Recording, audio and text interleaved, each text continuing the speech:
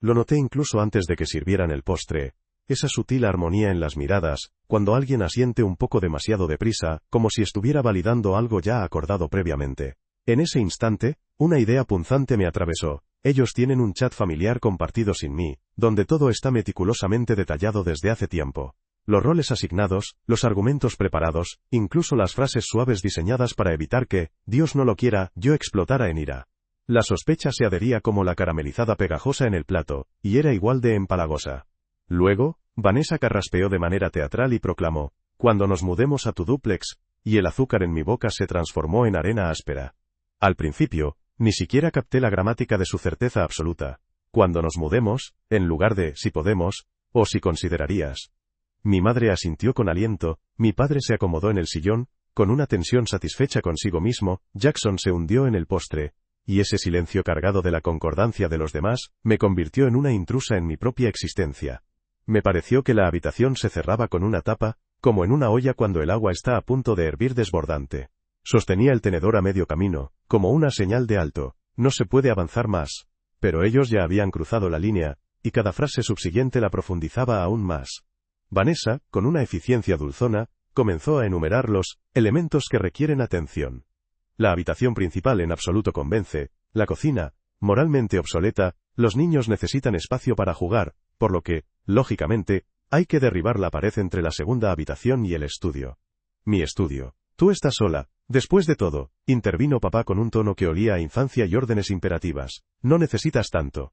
La palabra sola se estiró en el aire como una banda elástica de goma, lista para azotar brutalmente contra las muñecas.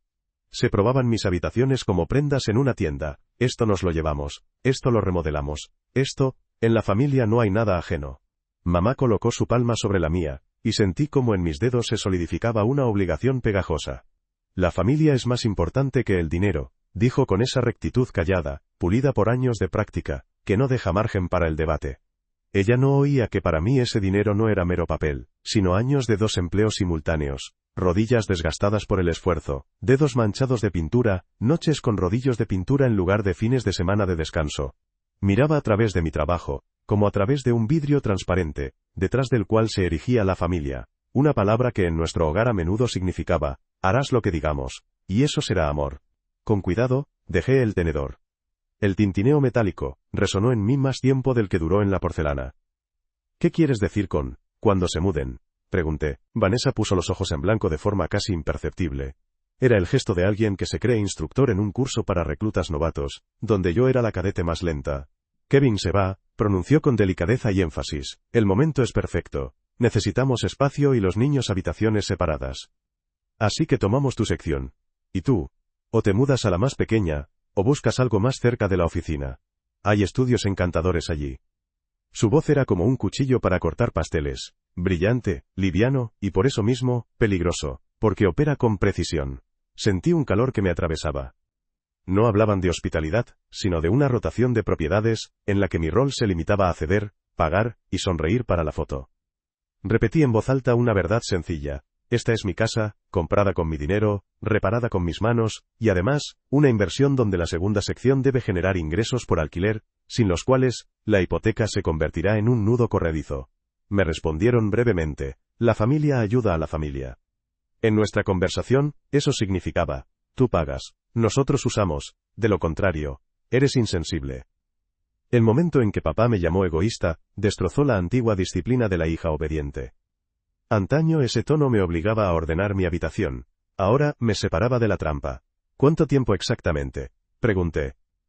Les bastó la audacia para decir, 3-5 años, como si se tratara de prestar sal para el fin de semana. Vanessa ya tenía imágenes de electrodomésticos de cocina en su teléfono, mamá frases preparadas, papá un martillo moral. Y en mí, la sensación de que no me invitaron a la conversación sino a firmar. Me levanté. La silla crujió como un testigo en el tribunal. Esto no va a pasar, dije tan uniformemente como pude. La frase cayó sobre la mesa como una piedra pesada en un cuenco de agua, las ondas se esparcieron. El gemido de mamá, los labios de Vanessa que se plegaron en una línea fina, la mirada de papá que ansiaba aplastarme contra la pared con su antigua autoridad. Pero yo ya vislumbraba los contornos del futuro. Si hoy no establezco límites, mañana traerán cajas. Si accedo a, solo por un tiempo, me despertaré como extra en mi propia catástrofe. En el camino a casa, me pillaba en la misma suposición obsesiva. Esa escena no fue improvisada. Demasiado sincronizadas las entonaciones, demasiado listas las justificaciones, incluso la renta sugerida para mí. No exploraron opciones, presentaron un plan. Imaginaba las líneas de su chat: empiezo yo, luego tú sobre los niños, papá sobre la responsabilidad moral, mamá sobre el amor. Tal vez solo fuera mi hipótesis defensiva, pero su sabor amargo me obligaba a comprender lo esencial: no tengo derecho a aparecer en tales reuniones, sin mi propia agenda. En casa, encendí la luz de la cocina, la misma que una vez fijé al techo, temblando en la escalera. Los dedos recordaban el frío del metal, las rodillas la aspereza del suelo, la espalda el peso de las decisiones. Las paredes eran testigos de cómo aprendí a taladrar, enlucir, ahorrar, renunciar a fines de semana y viajes.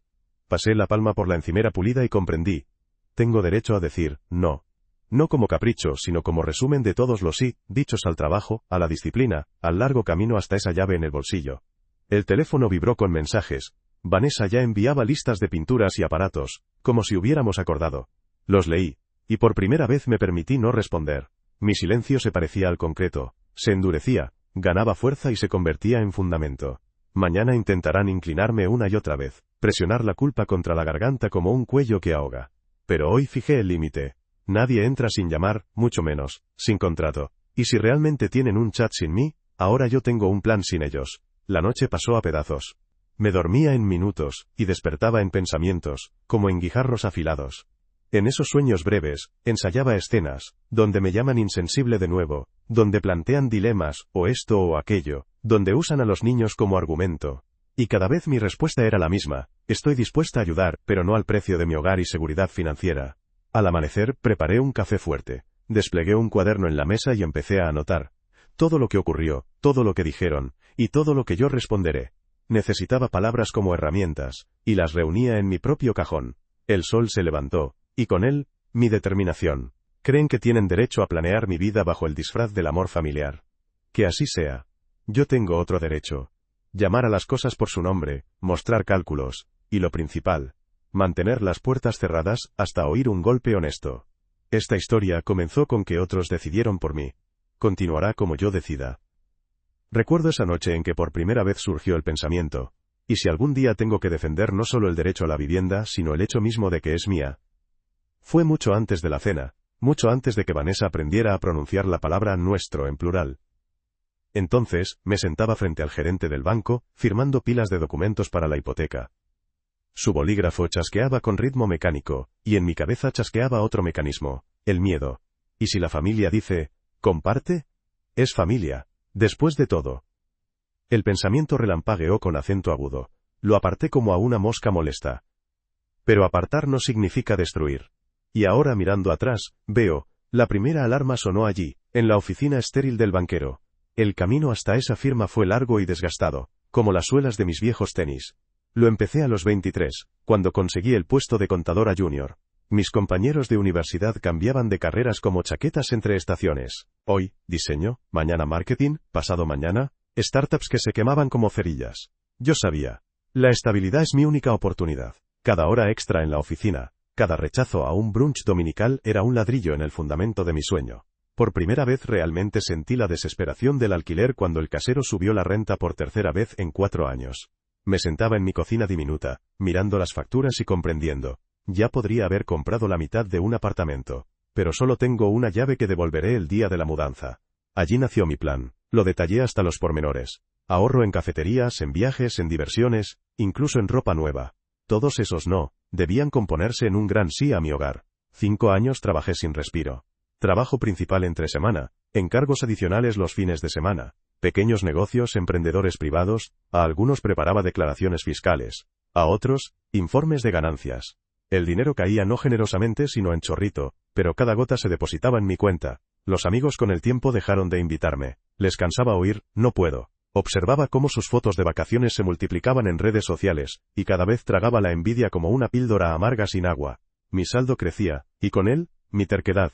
Anotaba cada gasto como si armara mi propio protocolo judicial. Suéter nuevo, permitido; cena en restaurante, prohibido. A veces me dormía contando en la cabeza no ovejas, sino dólares. Cuando el balance superó los 60.000, me permití llorar de alivio por primera vez en 5 años. El día de la firma de la hipoteca fue fiesta y prueba al mismo tiempo. Me paré frente al dúplex, sosteniendo las llaves, y lloré como si defendiera una tesis ante el universo. No era solo vivienda. Era prueba de que podía. Entonces aún no sabía que la alegría con el tiempo habría que defenderla con la misma obstinación con la que acumulé cada centavo. El dúplex en sí era modesto, pero estratégico. 2 unidades, 2 dormitorios en cada una, calle tranquila a 15 minutos del centro. Inmediatamente vi en él no solo un hogar, sino una inversión. House hacking, como dicen los blogueros financieros, vivir en una mitad, alquilar la otra, cubriendo la hipoteca. Para algunos suena técnico, para mí, sonaba como libertad. Desde entonces, cada día de mi vida se convirtió en prueba de que hice la elección correcta. Aprendí a contar no solo finanzas ajenas, sino mis propios sueños. Por las tardes, cuando salía al porche, inhalaba no solo aire, sino el sentimiento de propiedad. Era mi espacio, mi llave en la cerradura, mi trabajo encarnado en ladrillo. Y aún así, en el rincón más profundo de mi memoria, habitaba esa sombra diminuta. La firma en el banco, y el miedo instantáneo. Y si un día tengo que defender, no ante acreedores, sino ante aquellos a quienes considero míos. Entonces la empujé. Ahora entiendo. A veces la intuición ve adelante más de lo que nuestros ojos alcanzan. Nada graba la propiedad en carne y sangre como una reparación hecha con las propias manos. En esos 6 meses me transformé de contadora ante el ordenador en artesana que sabe la diferencia entre un tornillo para yeso y un taco para concreto. Por las tardes me quitaba la blusa y ponía una camiseta vieja, con más manchas de pintura que tela. Cada sábado empezaba no con café con una amiga sino con videos en YouTube, cómo lijar correctamente un suelo de madera, cómo cambiar un enchufe sin electrocutarse. Mi universidad fue el cansancio, mi diploma, las callosidades. Y fue entonces cuando surgió el hábito que después se convirtió en arma. Fotografiaba cada ángulo, cada pared, cada estante. Al principio parecía solo romanticismo, antes y después, para tener prueba para mí misma de que realmente podía. Pero en algún lugar profundo ardía otra cosa. Instintivamente sabía que podría necesitar prueba. Como un seguro, si alguien algún día cuestionara mi trabajo, mi propiedad, mi derecho. Las fotos se convirtieron en mi caja negra, donde se guardaba la verdad. El trabajo era agotador. Después de 10 horas en la oficina, volaba a casa, dejaba la carpeta de documentos y me ponía guantes de trabajo. Aprendí a sostener el taladro sin que temblaran los dedos. Por primera vez sostenía una sierra eléctrica, y el corazón latía como en un examen. Un momento más, y arruinaría todo.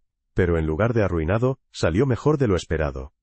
Los suelos brillaban después del barnizado, como nuevos. El techo, que pinté 3 veces, finalmente dejó de llorar manchas amarillas. Mis rodillas conocían cada centímetro de la baldosa fría, porque gateaba horas colocando el patrón en el delantal de la cocina. Cada línea de junta era mi firma. Estoy aquí. Lo hice yo. Bromeaba conmigo misma, que si algún día tuviera que probar el derecho a esta casa en corte podría decir: estimado juez, mire estas callosidades. Estos son mis documentos. No tenía fines de semana. Los sábados y domingos perdieron el sabor de cafeterías y paseos. Olían a pintura, polvo y madera. Pero al mismo tiempo, en esos olores había libertad. Cada vez que instalaba un nuevo interruptor o levantaba un estante, en mi cabeza resonaba un coro silencioso. Es tuyo. Solo tuyo. Los amigos venían a veces de visita con pizza. Reían, me miraban en el mono, las manos pintadas en varios colores a la vez. Marilyn, te has vuelto loca del todo, decían. Esto es esclavitud. Sonreía, quizás, pero es la esclavitud que elegí yo misma. Y cuando se iban, me quedaba sola con las paredes que absorbían mi fatiga y me devolvían orgullo. No embellecía la realidad. Hubo muchos fracasos. Una vez la pintura chorreó tanto que tuve que repintar la pared entera. Otra vez me di mal el marco de la puerta, y las nuevas puertas simplemente no entraban. Me senté en el suelo y lloré de impotencia, hasta que reuní valor y lo intenté de nuevo, y aún así, cada derrota hacía la victoria más dulce. Cuando el reparación terminó, miré alrededor y vi no solo una casa, vi un espejo en el que se reflejaba yo misma, obstinada, disciplinada, capaz de soportar más de lo que pensaba. El dúplex cobró vida bajo mis manos, y se convirtió en extensión de mí. Y entonces, aún no sabía cuán preciosas se volverían esas cientos de fotos en mi teléfono. Pared antes y después, suelo antes y después, cocina antes y después, iban a convertirse no solo en álbum de orgullo, sino en escudo. Todas esas fotos guardadas, enviadas a la nube, duplicadas en un pendrive. Cada toma, prueba de que este espacio me pertenece, no solo por documentos, sino por sangre, sudor y tiempo, porque cada vez que alguien diga, es familia, comparte, sabré qué responder. Ya compartí con el ladrillo, con la pintura, con la sierra, ya di 6 meses de mi vida a esta casa. y precisamente por eso es mía, sin pero, ni excepto. En nuestra familia, la palabra ayuda siempre tuvo un sabor particular. Desde la infancia sabía. Si Jackson se metía en problemas, mamá y papá encontrarían modo de arreglar la situación. Era casi un ritual, la llamada sucesiva, el suspiro de papá, la frase de mamá, bueno, aún es joven, hay que apoyarlo. Al final, la ayuda dejó de ser soporte, se convirtió en su hábito. Miraba a mi hermano y veía un interminable listado de oportunidades no usadas.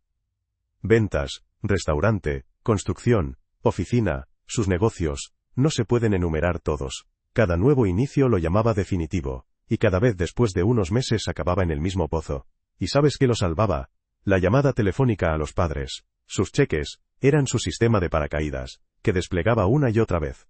Cuando se casó con Vanessa, esperé que el matrimonio le añadiera responsabilidad. En cambio, resultó que la eligieron precisamente porque él sabía caer bien en las manos de los familiares. Vanessa rápidamente encontró modo de encajar en ese mecanismo. Los niños necesitan a mamá. El jardín de infancia es demasiado caro. El empleador es injusto. La lista de razones por las que no trabaja crecía junto con los niños. Y al mismo tiempo crecía la cuenta de mis padres. Desde fuera todo parecía así. Jackson y Vanessa mantenían el rumbo de un barco que infinitamente encallaba en la arena. Y los padres cada vez lo sacaban con una cuerda. Pero empecé a notar otra cosa. En este juego de rescates había una deuda oculta. Cada suma prestada, cada factura pagada, se convertía en algo como un crédito invisible de lealtad. Y ahora cuando tenía el dúplex, pretendían saldar ese crédito a mi costa. Eso se convirtió en revelación para mí. La ayuda en nuestra familia no era desinteresada. Era inversión en devoción futura. Te apoyamos, ahora te toca a ti. Y aunque no tomé ni $1 de ellos para la hipoteca o reparaciones, la lógica misma de la moneda familiar empezó a trabajar en mi contra. Recuerdo un episodio concreto. Cuando Jackson a los 27 otra vez se quedó sin trabajo, papá le pagó 3 meses de renta. Pregunté directamente. ¿No te parece que él otra vez no aprende nada? Papá me miró como si no entendiera las leyes básicas de la familia. Ayudamos a los nuestros, Marilyn. Y algún día llegará el momento en que necesites ayuda tú también. Entonces me encogí de hombros. Me parecía que me mantenía sola. Pero ahora veo. Era una frase de advertencia. Una anotación en un cuaderno de deudas invisible. Mamá siempre lo presentaba más suave. Hablaba de amor, de unidad familiar. En esto está la diferencia entre parientes y extraños. Nosotros siempre nos mantenemos unidos. Sonaba bonito, pero en la práctica significaba, siempre salvamos a Jackson. Y si no estás de acuerdo, significa que eres extraña. Pensé muchas veces, ¿y si al menos una vez le permitieran caer? Tal vez aprendería a levantarse solo. Pero cada caída suya ocurría en un cojín suave de cheques de mamá y autoridad de papá. Y ahora, cuando el cojín ya se cansó, decidieron que yo debía ser el nuevo. Amo a mi hermano. Su risa sincera cuando quiere agradar. Su habilidad para convertir cualquier historia en anécdota. Eso es parte de mi infancia. Pero el amor no puede significar renuncia a la justicia. No podía permitir que mi independencia, construida a lo largo de años, se anulara con una sola palabra, familia. No entendían por qué me resistía. Para ellos era una ecuación simple. Nosotros lo ayudamos. Tú ayudarás ahora. Para mí, era sobre justicia y fronteras. Yo misma levanté esta casa de las ruinas de los 90. Yo misma aprendí a contar no solo dólares sino horas de mi vida. Y no iba a entregar todo solo porque en su diccionario ayuda hace tiempo, significa tú estás obligada. Empecé a sentir que la deuda invisible que nunca tomé, ya estaba a mi puerta. Y tendría que decidir. O firmo bajo esa cuenta ajena, o por primera vez en la vida digo basta. El postre aún olía a vainilla, y en el aire ya flotaba un sabor pegajoso de chantaje. Vanessa inició su discurso como si fuera una presentación laboral. Gestos, entonaciones, pausas, todo ensayado. Hablaba de necesidades de los niños, de la cocina obsoleta, de la visión a largo plazo. Su voz sonaba dulce, pero las palabras me mordían como óxido en metal. Me pillaba contando no solo sus demandas, sino el cronómetro en su tono. Aceleraba el tiempo. Y de repente en mí estalló. En realidad, ya tienen una fecha límite. Lo dijo casualmente, casi entre líneas. Nuestro contrato de alquiler termina, y debemos mudarnos en los próximos meses. Todos asintieron, mamá con ternura, papá con autoridad, Jackson con fingida indiferencia. Sentí como ese plazo se cernía sobre mí como un reloj con bomba. Debes decidir ahora, porque el tiempo juega en contra nuestra. Ya habían decidido por mí, solo esperaban la formalidad. Mi sí. Veía cómo mamá me tendía la palma, como consuelo, pero en realidad, cadena. Cariño, es familia, murmuró con voz baja. No podemos dejarlos sin techo. En ese nosotros, ya me inscribieron en su bando. como si mi rechazo equivaliera a traición. Papá continuó con acento más pesado. Tu hermano tiene hijos. Tú estás sola. No seas egoísta. La palabra egoísta cayó como sentencia, sin derecho a apelación. Sentía como mis mejillas ardían, y apenas me contenía para no golpear el tenedor contra la mesa. Yo también tengo derecho a mi casa, pronuncié, intentando mantener la uniformidad de la voz. Pero en respuesta oí un suspiro. Siempre fuiste demasiado independiente, dijo mamá, y su entonación convirtió eso en insulto. ¿Realmente quieres que te recordemos así? Vanessa meanwhile ya abría en el teléfono imágenes de su visión, nueva baldosa, electrodomésticos brillantes de acero inoxidable, zona de juegos infantil. Hablaba como si planeáramos juntas el futuro del espacio que ya les pertenecía. Miraba eso y me sentía además en la habitación donde decidían mi destino sin mí. En ese momento comprendí cuán profundamente arraigada estaba esa estrategia, usar la presión moral como moneda. Estás en deuda, porque somos familia. Se repetía en formas variadas, como mantra, y cuanto más la cantaban, más en mi cabeza giraba. ¿Y si realmente soy demasiado dura? ¿Y si no veo lo principal? Esa es la esencia de la manipulación, hacer dudar del propio derecho a decir no. Miraba a Jackson. Callaba, hundido en el postre, como si allí estuviera la respuesta correcta. En su silencio había más verdad que en las palabras del resto. Sabía que era injusto, pero no tenía fuerza para oponerse a su esposa y a nuestros padres. Le convenía más dejar que hablaran por él, y eso era lo más doloroso. Incluso ahora elegía el camino más fácil, esconderse en la sombra. Esto no va a pasar, dije al fin, sintiendo cómo la voz se agudizaba más de lo deseado. La mesa enmudeció. En la habitación se espesó el silencio, solo las cucharas raspaban contra los platos. Todos me miraban como si acabara de firmar la sentencia a la unidad familiar. Pero en ese momento por primera vez sentí, ya no soy firmante de sus acuerdos, soy autora de los míos. Más tarde esa noche cuando me sentaba en el auto frente a mi dúplex, repasaba en la cabeza sus argumentos como cartas. Cada uno sonaba familiar, niños, familia, tú sola. Eran las mismas cartas con las que siempre jugaban, solo ahora, contra mí. Y allí comprendí, la pregunta principal ni siquiera está en el dinero o las habitaciones. Está en la definición de qué significa ser familia. Para ellos, arrastrar errores ajenos. Para mí, aprender a pararse en pies propios. Y entonces me hice un juramento. La próxima vez que me tiren una carta con escrito es familia, no sentiré culpa. Pondré en la mesa mi carta, es mi casa. Después de esa cena me parecía que la batalla ya había ocurrido. Dije, no. Claro, directo, sin rodeos. Pero eso fue solo el prólogo. La guerra real empezó con las llamadas telefónicas. Mamá llamó primero. Sin, hola, Sin, ¿cómo dormiste? Su voz inmediatamente tomó ese tono familiar de mártir. Marilyn, debemos hablar de tu comportamiento. Fuiste muy grosera. Te fuiste de la mesa, ni siquiera ayudaste a recoger los platos. Apretaba el auricular, sintiendo cómo en mi pecho se desplegaba el viejo sentimiento de culpa. El mismo que me enviaba a lavar platos en la infancia, tan pronto papá alzaba una ceja. Pero ahora aprendí a ver a través. Sus palabras no eran sobre platos, sino sobre control.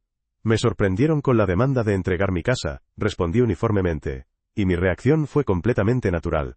En respuesta, un suspiro profundo. Siempre fuiste tan independiente. Desde niña. Tus juguetes, tus libros. ¿Realmente quieres vivir una vida tan fría? No era pregunta. Era trampa. Sus palabras intentaban convencerme de que mi mayor logro, la autonomía, en realidad era defecto. Unas horas después llamó papá. Su táctica era diferente. No reprochar sino calmar. Me invitó a café, y yo contra mi instinto acepté. Nos sentamos en una cafetería pequeña. Pidió lates para los dos y empezó con el apodo infantil. Princesita, hablemos como personas. Era su truco favorito, fingir sensatez, y luego clavar el cuchillo bajo las costillas.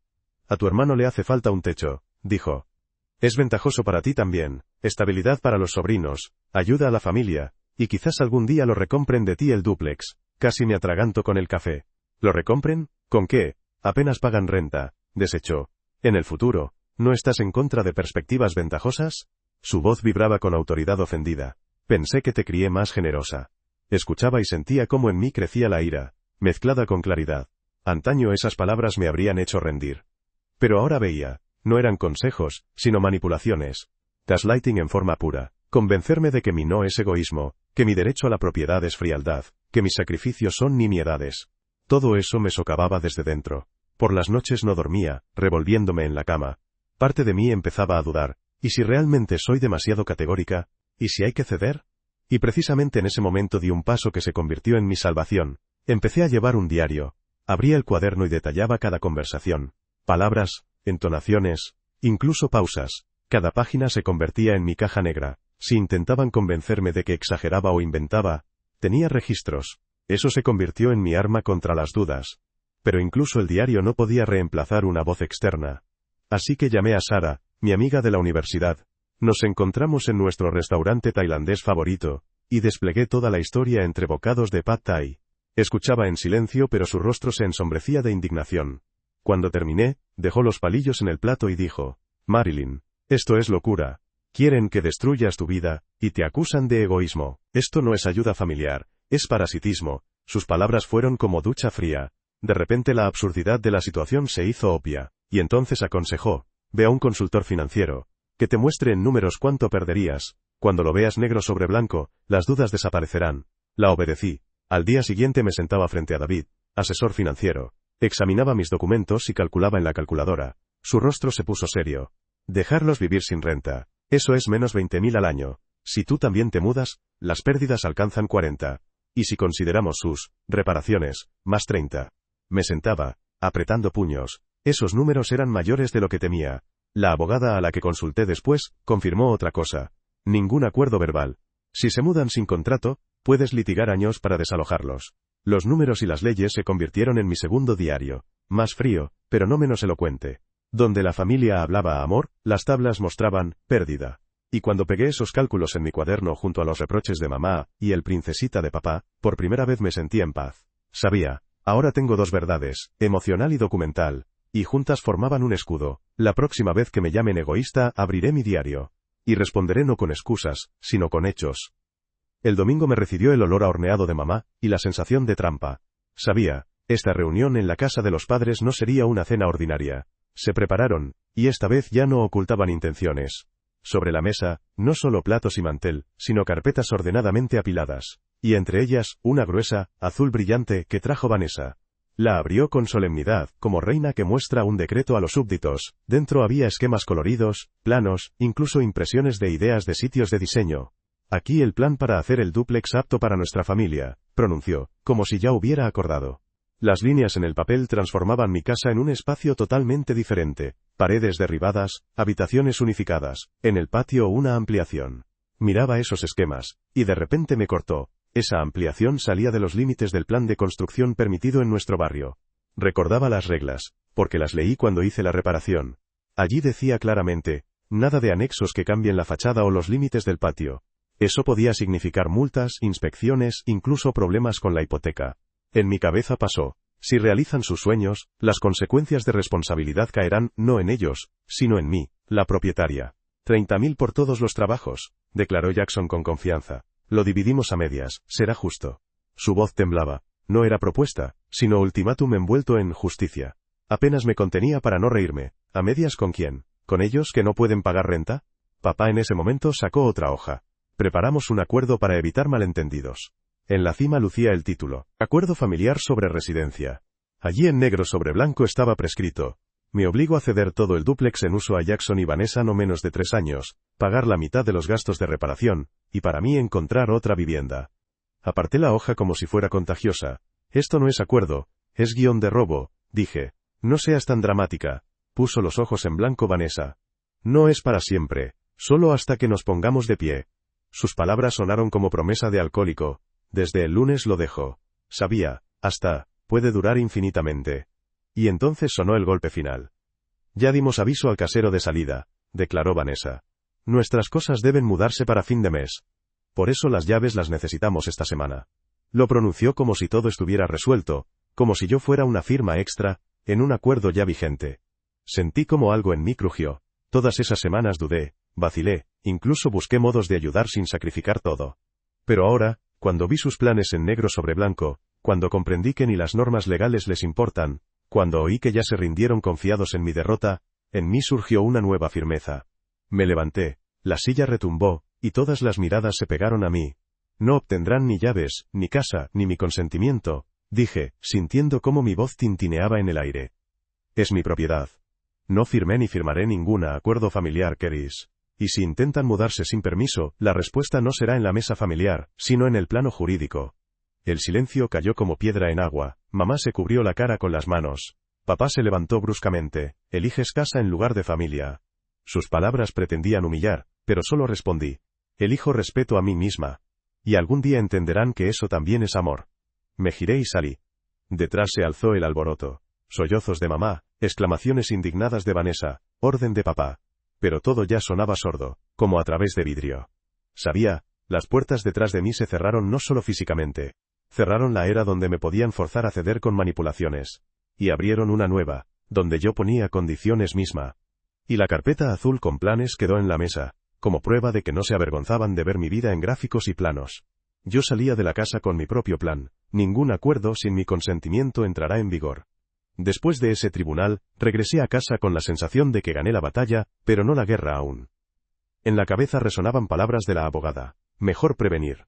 Lo dijo casi de pasada, pero oí una orden clara. Esa misma noche llamé al cerrajero. Llegó con una maleta pesada de llaves y herramientas, y en una hora mi dúplex adquirió una nueva voz, chasquido metálico que cortaba el pasado. Ahora las llaves viejas no abrían nada. Inhalé con alivio. Las puertas de mi casa solo me escuchaban a mí, pero comprendía. Los cerrojos son solo el primer nivel de defensa. La protección real, jurídica. El mejor modo de arruinar sus planes era simple. Alquilar la segunda parte del dúplex a nuevos inquilinos con contrato. Mientras el apartamento estaba vacío, sus fantasías parecían posibles. Pero tan pronto aparezca un residente legal, su guión se desmoronará. Gasté todo el día en hacer fotos frescas, suelo brillante, cocina renovada, paredes pintadas por mis manos. Publiqué el anuncio en línea, y ya a la mañana siguiente recibí docenas de respuestas. Entre los candidatos inmediatamente destacaban Michael y Jessica, pareja joven de médicos internos. Su pulcritud, calma y atención me convencieron aún en la primera reunión. Veían el apartamento no como refugio temporal, sino como hogar donde querían asentarse por largo tiempo. Les mostré cada rincón, conté incluso detalles de la reparación. Escuchaban y asentían con respeto. Se ve que pusiste alma aquí, dijo Jessica. En su voz había más gratitud de la que oí de mi propia familia en toda la vida. Firmamos el contrato de alquiler por 2 años. La abogada lo revisó. Allí todo claro. Renta, depósito, reglas sobre invitados, prohibición de remodelaciones. Cuando puse ese documento en mi carpeta, sentí que sostenía un escudo más fuerte que cualquier palabra. Mientras tanto, decidí actuar no solo en defensa sino en ataque, pero civilizado. Si mis padres y Vanessa con Jackson esperaban que solo dijera, no, y me diera vuelta, tenía que sorprenderlos. Preparé para ellos un paquete entero de alternativas. Lista de apartamentos asequibles en nuestro barrio, programas de ayuda para familias, incluso vacantes que correspondían a su experiencia. Sabía que podían rechazar todo desde el umbral, pero me importaba mostrar, no soy despiadada. Estoy dispuesta a ayudar, pero en límites de sentido común. Propuesta de pagar parte del depósito con acuerdo escrito de devolución. Propuesta de cuidar a los gemelos una vez por semana para que Vanessa pudiera trabajar al menos mediodía. Disposición a ayudar a Jackson con búsqueda de empleo y currículum. Todo eso lo desplegué en carpetas ordenadas. Dentro de mí maduraba una nueva resolución. Ya no solo me defendía, ponía condiciones misma.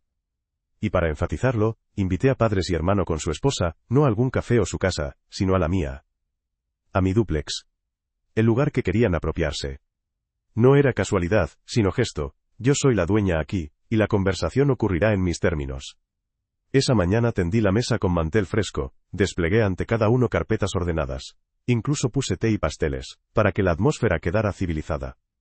En mí temblaban nervios, pero sobre eso había una confianza firme. Ahora todo es diferente. Cuando entraron, los recibí no defensivamente, sino calmadamente. Gracias por venir, dije. Tengo información para ustedes. Empecé con lo principal.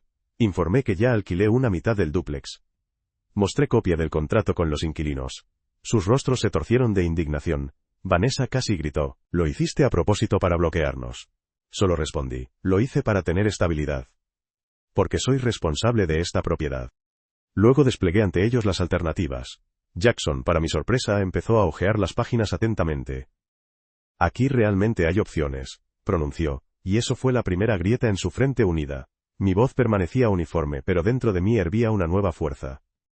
Establecí regla. Cualquier intento de mudarse en mi casa sin contrato encontrará no súplicas sino acción jurídica inmediata. Y esta vez sabía, no es amenaza, sino plan listo.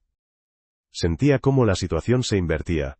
Ahora no yo me justificaba, sino ellos tenían que mirar a los ojos a la realidad. Y por primera vez en mucho tiempo no era la niña a la que reprochan, sino la mujer que puso condiciones y tiene fuerza para defenderlas. Las primeras semanas después de esa reunión fueron extrañas. El teléfono como enmudeció, ningún llamado tradicional de mamá ¿cómo estás?, ningún consejo de papá sobre finanzas, incluso Jackson y Vanessa desaparecieron del horizonte. En redes sociales aparecieron posts sobre parientes que resultaron extraños, y comprendía a quiénes estaban dirigidos. De eso era amargo, pero extrañamente pacífico. Por primera vez en mucho tiempo podía cenar en mi cocina propia, sin sensación de que algún familiar llamaría pronto con nueva demanda. Un mes después mamá finalmente llamó. Su voz era más baja que de costumbre, como si hablara a través de capas de algodón. Pensé en todo lo que dijiste, pronunció. Aún me duele que no pudieras ayudar más. Pero empiezo a entender por qué. No era disculpa plena pero ya no acusación. Nos encontramos para almuerzo, y veía cómo le costaba evitar el tema del dúplex. Hablaba del tiempo, de recetas, incluso de perros vecinos, pero no de lo que realmente dolía. Y eso era un paso diminuto pero importante. Papá mantuvo la defensa más tiempo. Apareció solo después de 3 meses, y eso con frase, te mantuviste dura. El abuelo estaría orgulloso de tu terquedad, aunque no de tu elección. Era su forma extraña de cumplido. Por primera vez oí de él no reproche, sino reconocimiento, aunque empaquetado en tono severo. El mayor descubrimiento fue Jackson. Nos encontramos en una cafetería, sin Vanessa y sin padres. Larga rato giró la taza en las manos, y luego dijo, ¿sabes? Quiero agradecerte, por no dejarnos mudarnos. Casi dejó caer la cuchara. ¿Agradecer? Tú estabas en contra mía. Se sonrojó. Entonces, sí. Pero ahora entiendo. Si hubieras cedido, seguiríamos sentados esperando que nos salven. Así tuvimos que movernos nosotros mismos. Resultó que realmente encontraron apartamento en Riverdale Commons, que yo les mostré. E incluso empezaron a desenredarse lentamente de deudas. Jackson consiguió ascenso en el trabajo, y ahora dirigía un pequeño departamento de logística. Vanessa, aunque a regañadientes, se empleó a medio tiempo en la escuela de los gemelos, se quejaba en redes sociales de vida injusta, pero traía dinero. Y eso ya cambiaba el curso de los eventos. Empecé a notar que Jackson por primera vez, no venía con mano extendida, sino con preguntas. Me preguntaba no, ¿puedes prestar? Si no, ¿cómo armar presupuesto correctamente? Y por primera vez en todos los años veía en sus ojos no impotencia, sino deseo de aprender. Era un nuevo lenguaje de nuestra comunicación. Lenguaje de consejos, no de demandas. Acepté ayudarlo a armar una tabla simple para planificación de gastos. Y cuando un mes después, me envió mensaje, por primera vez en la vida cerramos todas las cuentas sin deudas, sentí que esta pequeña victoria, valía todas las batallas previas. Por supuesto, no todo era ideal. Vanessa seguía mirándome con frialdad cuando nos encontrábamos en almuerzos familiares. Pero incluso ella empezó a reconocer, tener techo estable sobre la cabeza es mejor que construir castillos en el aire a costa ajena, y mamá. Aún a veces intentaba engancharme con palabras como familia sobre todo, pero ya no con esa confianza de antes. En su voz apareció una nota de duda, como si ella misma empezara a entender, amor y dependencia son cosas diferentes. Miraba todo eso y comprendía, mi no, se convirtió en espejo para ellos. Primero rompió ilusiones, luego reflejó sus propios demonios, y ahora empezaba a reflejar nuevas posibilidades. Y para mí era la mayor sorpresa, esperaba perder la familia. En cambio empecé a encontrarla de nuevo, en formato más honesto. Pasaron 6 meses desde esa escena dominical, cuando me levanté de la mesa y dije, no. A veces me parece que desde ese momento mi vida se dividió en 2, antes y después. Antes, vivía con sensación de estar obligada a todos alrededor. Después, por primera vez me permití ser dueña no solo de bienes, sino de mis propias decisiones. El dúplex, que una vez fue solo meta financiera, se transformó en símbolo. Miro su fachada, el suelo pulido, los estantes que hice con mis manos, y veo no solo edificio, sino prueba de que mis fronteras existen y vale la pena defenderlas. Cada pago de hipoteca ahora para mí, no solo operación contable, sino recordatorio, tengo derecho a estabilidad. La lección más importante que decir no a los cercanos a veces significa decir sí a uno mismo. No es frialdad, no traición, no egoísmo. Es elección a favor de relaciones sanas donde el respeto pesa más que las manipulaciones. Vi cómo mi no firme obligó a Jackson a crecer, aunque docenas de sí de mamá y papá no lo hicieron. Y comprendí, la ayuda real a veces empieza donde termina la concesión ilimitada. Los padres también cambiaron. Papá ya no me dice princesita con esa presión oculta. Ahora se dirige corto, de negocios. Y aunque entre nosotros aún hay sombra de ofensa, siento. Reconoce mi carácter, aunque no le guste. Mamá empezó a escuchar más que a predicar. Sus frases, familia sobre todo, ahora suenan más bajas, como si ella también entiende. Amor no es pretexto para borrar la personalidad del hijo. Lo más maravilloso, es Jackson. El mismo hermano que hace poco escondía los ojos cuando Vanessa demandaba llaves de mi casa, ahora se sentaba conmigo por café, y contaba cómo por primera vez ahorró para vacaciones de los gemelos. Nunca lo habría hecho si hubieras cedido entonces, dijo. Y en esas palabras oí más gratitud que en todos los años previos de nuestra vida común. Yo también cambié. Antes sentía culpa por vivir, no como todos, sin marido, sin hijos, con independencia excesiva, en opinión de familiares. Ahora miro mi vida sin disculpas. Mi sola, no equivale a solitaria. Mi independiente, no equivale a egoísta. Soy completa. Y mi propiedad, mis dinero, mi casa, son parte de esta completitud. Esta experiencia, me enseñó otra cosa. Las fronteras, no son muro, sino puertas. Pueden estar cerradas cuando hace falta, pero siempre se abren desde dentro. Ahora confiadamente, dejo entrar en mi vida a quienes me respetan. Y cierro puertas ante quienes vienen con demandas en lugar de respeto.